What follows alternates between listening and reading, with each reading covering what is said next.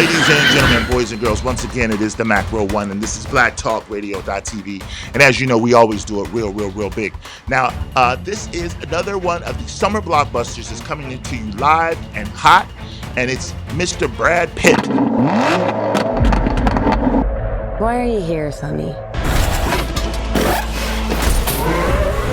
I'm quicker than you.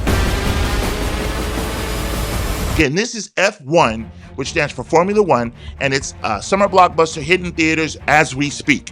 Now, this story is about Brad Pitt, who is an older, and they make a point to emphasize that he's an older race car driver, and he gets brought in by Mr. Javier Bardem to bring up or to lift up his failing F1 series racing team.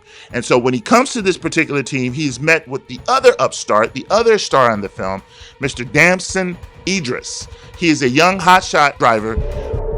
I never should have pulled you into this. Down the inside, contact! But he hasn't won anything. He's kind of like the talented rookie, sort of like a Tiger Woods kind of a driver, without all of the wins. He's got a lot of the flair, but none of the wins. It's really wonderful that Apex are giving second chances to the elderly. And so Brad Pitt comes in, and he, along with Javier Bardem's character, who is the owner of this F1 series, they hope to mold young Damson into becoming the ultimate driver. Now, immediately there's friction between the two. You kind of have the old versus the new, the traditional, back and forth kind of thing that is very done quite a bit in Hollywood. Now, usually it's the other way around, in my opinion. Usually it's kind of like the elder, wise sort of black man that teaches the young, hotshot sort of white boy that's new onto the scene. You're making a mistake, thinking that I'm just going to be some grateful kid who'll bend the knee to an old timer. Well, in this particular film, Damson Idris' character, which is named Pierce, he is the upcoming guy, and it sort of centers around whether or not he's going to relinquish control or at least take wisdom and insight from the Brad Pitt character. Now, as always, Brad Pitt makes an entrance. Like I said, the guy's going on, damn near 60, 62, somewhere in there, and he's still considered a sex symbol. Now, if you know, that's kind of how he burst onto the scene way back in the Wayback Machine when he first came in under Thelma and Louise. He was kind of like the young, hot, sexy young guy. But what he's also done since then is a lot of really professional roles, things that have really expanded him upon an actor so that he wasn't just a pretty face. So as we pick up in this film, this particular racing team is dead last. Like I said, they can't seem to win a race. And Javier Bardem is afraid that he's actually going to lose control. Even though he owns this F1 Formula team, he's worried that he's going to lose control. Primary control of the team. It's going to be sold, and he's going to be kind of left for nothing, and he may even end up losing millions and millions of dollars on his investment. We all lose our jobs if you can't pull off a miracle. No pressure. None. The only question here is, why did Sonny Hayes come back to F1? So he pins all of his hopes into Brad Pitt, and Brad Pitt needs to take them and school them on how to become a leader.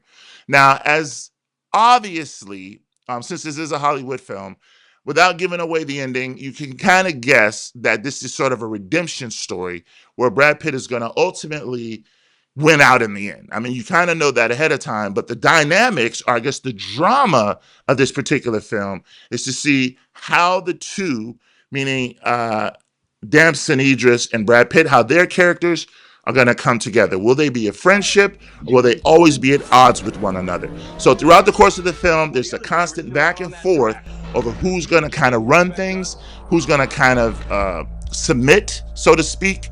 And there's a line in the film where Brad Pitt constantly tells you nothing comes for free. You have to earn everything. Even though we're on the same team, I'm not going to let you pass me unless you earn it. You're going to have to earn everything if you're going to actually be number one in this particular game. And again, that's the dilemma that we watch unfold over the course of this film. Now, the film runs a little bit over 2 hours, but again, as a blockbuster film, I didn't feel as though it dragged at all. Like I said, it was very, very, very Hollywood. It was very, very, very summer blockbuster. And I can just tell you right off the bat, I thoroughly enjoyed it. What's he doing? Plan C. Be ready. Just gotta hope for some lucky breaks. Hope it's not a strategy.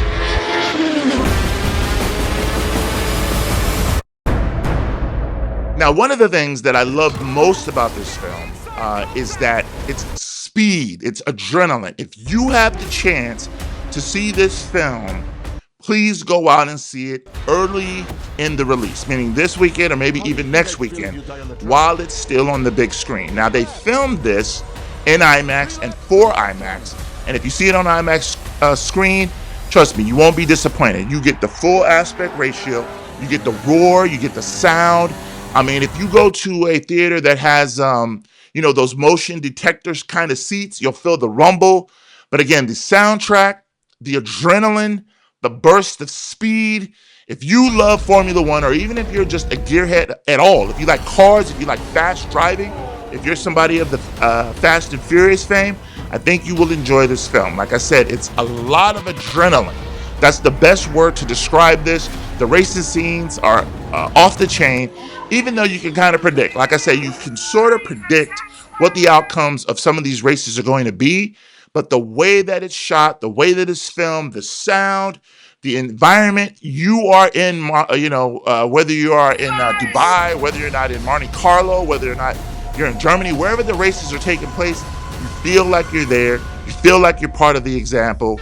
And again, it is a bit of a thrill rush. Like I said, for a summer blockbuster movie, this is not a bad way to begin. There are some obvious tropes. As I mentioned before, there is a love interest, or at least a sex interest, that get introduced into this film. It's a character named Kate, and she is the one who designs the cars. And from the very beginning, you can tell there's going to be some kind of sexual tension between her and Brad Pitt. We need to build our car for combat. How am I supposed to make that safe? Who said anything about safe? Now, one thing that I will say, and again, maybe I'm just a nerd, maybe I haven't lived the life of, having these exotic, really crazy sexual experiences, but I've never had sex where somebody throws me against the wall. Now, again, it's kind of a Hollywood thing, and I know Brad Pitt, I guess he's irresistible. But again, they have sort of a cliche kind of sex scene where he gets thrown against the wall, then they go at it. And again, like I said, I know it's Hollywood, so for that, on that mission, I guess it's cool to watch that kind of play out. Again, maybe I'm just a nerd and I've never had that, or a woman throw me against the wall and then we go at it. I mean, maybe when I was 16, 17, 20, but at 62, that's how you get hurt. But anyway, he, of course, ends up getting with her to some degree, even though it's not a love story. It's kind of a hit and miss, kind of hit it and quit it. But again, this character is extremely strong. She is the one who designs the car, and over a course of a number of races, they modify the car, they make it more streamlined, they figure out a way to get the most out of it. And, again, it is kind of cool to see a woman play that part. But again, like I said, over the course of the 2 hours, you're gonna, eventually that he's gonna smash. That's just how it is. It's Brad Pitt. I mean, come on. Ever seen a miracle? Not yet. How do you think I'd feel if you die on the track? This is Javier Bardem. Again, he was awesome. The only thing about him, and I don't know if I'm just biased, but whenever I see him in any film at all, I cannot stop thinking of him as the character from No Country for Old Men. He just will forever be that guy. Let me ask you something. What's the most you ever lost in a coin toss? Look, I need to know what I stand to win. Everything. Just call it friendo.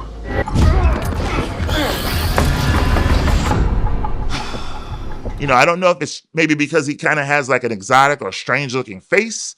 I don't know what it is, but every time I see him, I'm waiting for him to flip a corner and ask you heads or tails, and that would decide your fate. Maybe he just did such a great job at that film, but he is like I said, the Formula One owner, and he does a fantastic job.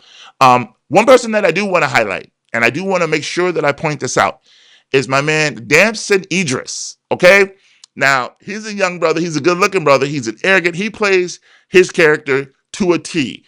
You know, the up-and-coming, brash, kind of strong, young black man. You know, the one that the white dudes are afraid eventually is going to take over. He comes in, does a fantastic job with his performance.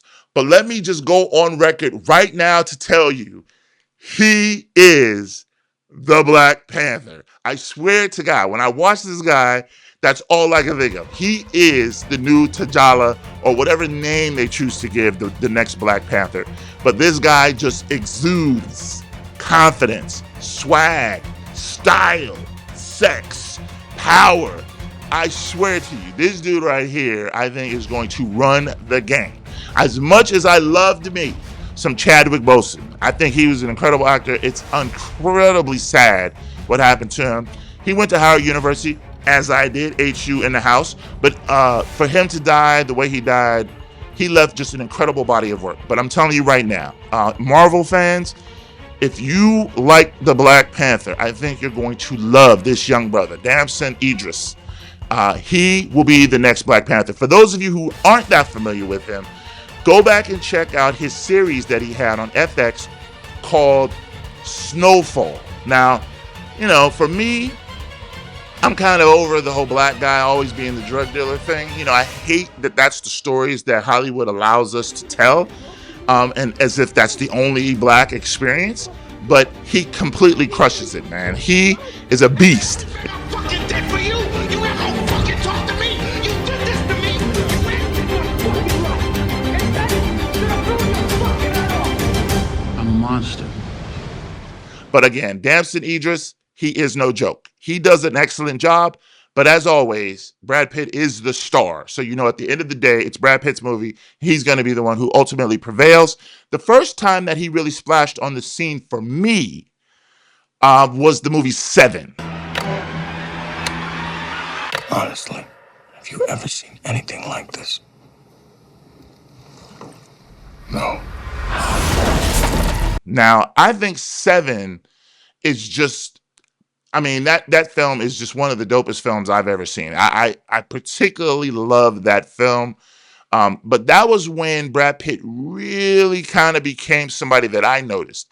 But again, as I mentioned earlier, I believe he made his debut in Thelma and Louise. Once he came into the set, you know, as the handsome young, you know, blonde-haired, blue-eyed white boy, he stepped into that Hollywood environment, playing a young drifter in Thelma and Louise. And from that point on, he was a straight shot to stardom. Ladies, gentlemen, let's see who wins the prize for keeping their cool. Simon says, everybody down on the floor. Now, nobody loses their head, then nobody loses their head. You, sir. Yeah, you do the honors. Take that cash, you put it in that bag right there. You got an amazing story to tell your friends. If not, well, you got a tag on your toe. Another film, obviously, that he was in was Interview with a Vampire. You know, again, that is another one of my favorite films. If you don't know that, check out the Mission Impossible review where we talk about that as well. I'm flesh and blood, but not human. I haven't been human for 200 years. He was also notorious for Fight Club. Welcome to Fight Club.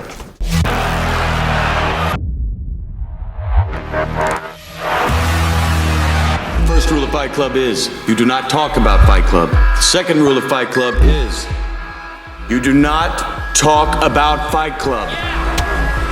The number one rule in Fight Club is you never talk about Fight Club. So again, he stepped into Fight Club with Edward Norton and David Fincher, who also directed him, and Seven kind of ran and became, you know, megastars based off of that film. Another film that I think is a lot of time overlooked, particularly if you only know him kind of as a sex symbol, is a film directed by Robert Redford called A River Runs Through It. But it was a tough world, too. You're picking your brother up too much lately. Why is it the people who need the most help won't take it? I know how we can go down in history. Now, on the surface, it seems kind of boring, kind of slow, because it's basically about fishing and living in Montana and sort of like the old kind of way that folks kind of got along back in the day. It's a story about a family. It's a story about religion. It's a story about nature. But it is awesome, man. If you have not seen A River Runs Through It, I swear to you, check it out. It is a really good film. He is not the lead, but he's one of the co-stars. He plays a major role in the film. And again, he does a fantastic job. His acting skills. And again, remember, all of this is when he was still really, really, really young. What amazes me about Brad Pitt is he's 62, man. And I mean, I know my gray shows my age as well, but it's just really hard to believe because I remember literally when he burst onto the scene. But A River Runs Through It. If you haven't seen it, check it out. It's one of my all-time favorite films, not just as a Brad Pitt film, but it's a really, really, really, really good film. Resist the thunder. I saw him kill a man. You ain't never killed no one, have you, bro? No. Tell me something, big time. How in the hell you gonna write a book about something you don't know nothing about? He's a murderer! Now, you do have people that are considered superstars. Now, it's funny because the last film that we reviewed was Mission Impossible. And I was saying before how one of the things that I really think is cool about Tom Cruise is that he's an icon. And I think there's very few actual icons in Hollywood. Now, I think Brad Pitt is a perfect example of that sort of dichotomy. As much as I think Brad Pitt is an incredible actor, as great as I think he actually is, to me, he's not an icon. He is a Hollywood star, but I don't know if I would say he's a superstar. Now, I'm curious, please, in the comments, what is his most iconic role? Because I still believe his most iconic role that he's best known for is Fight Club. In Tyler, we trusted. I gotta take Fight Club up a notch. If you think Brad Pitt is a superstar, please put it in the comments and please tell me what film you think best categorizes career as a superstar in Hollywood. Now, ladies and gentlemen, boys and girls, I want to go on record and say, first of all, thank you so much for checking out the video, man. But if you like the video and you like any of the content that I'm putting out, please, please, please hit that like button and subscribe. If you haven't subscribed, we're trying to build a channel. I want to just let everybody know that is already subscribed.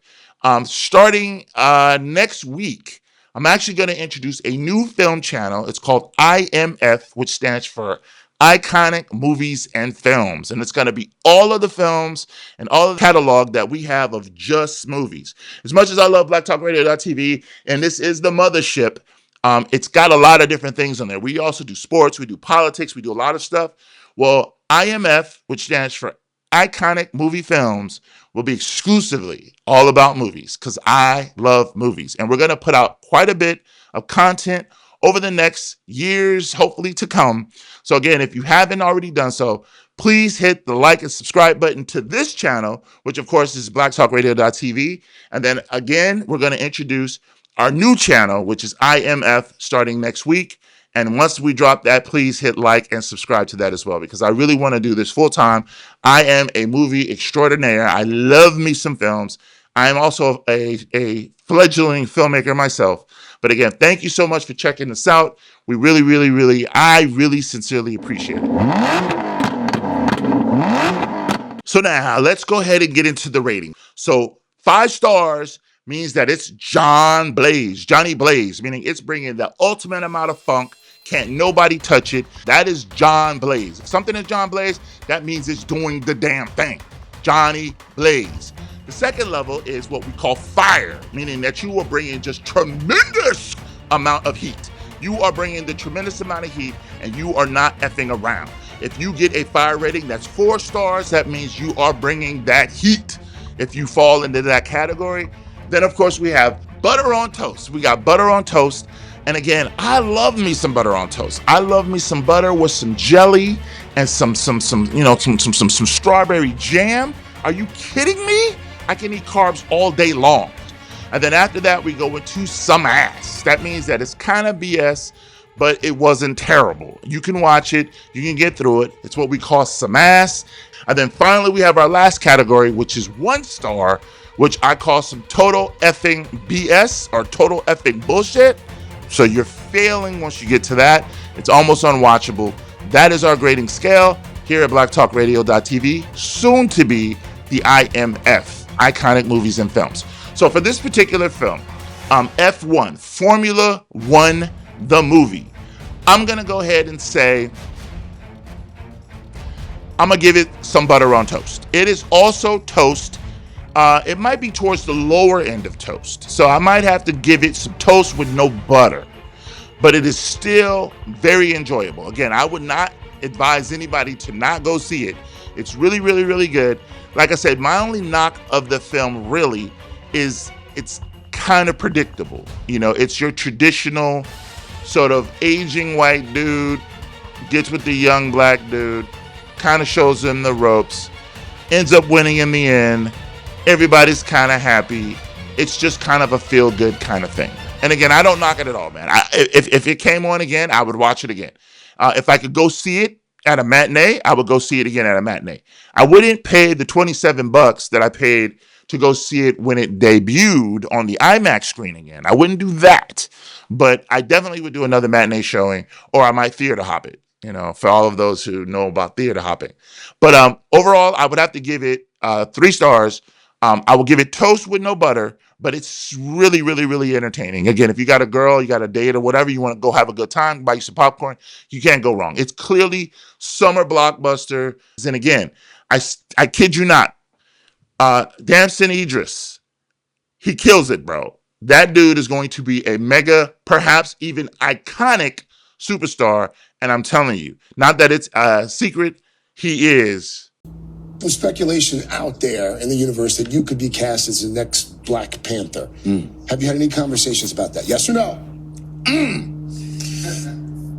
Yes, no. By the way, the yes, no means yes. Could mean no. No, probably means yes. If they asked, would you say yes? Yes. Love, peace, and hair grease. Wakanda forever.